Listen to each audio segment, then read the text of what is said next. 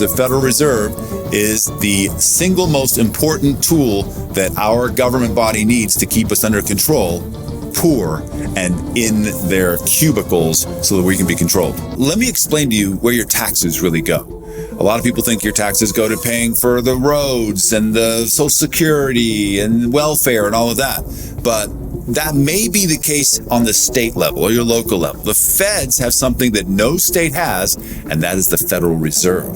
The Federal Reserve is the single most powerful tool that the government has to rob us of the value that we're making at our JOBs and in our business, because from there they get to print money and create it willy-nilly with no ledger. When they authorize the use of funds for some federal program, have you ever seen a ledger?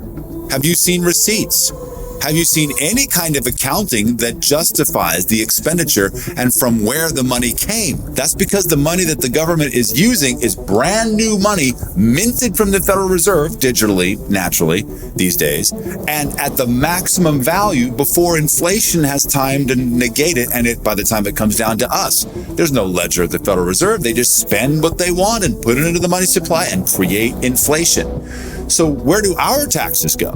Well, our taxes come in to the Treasury and go to pay for a few import-export things, but generally are negated, removed from the money supply. Why? Well, what that does is now it's removed the money supply, which brings inflation back down so that the government can keep printing more money. And it prints it at a level where it has the least amount of inflation before it trickles down to us. And we get it at the least buying power, and they tax us at the worst possible point for us, where it's most expensive, and then take it out of the money supply. We get actually no value. We get negative value for paying our federal taxes.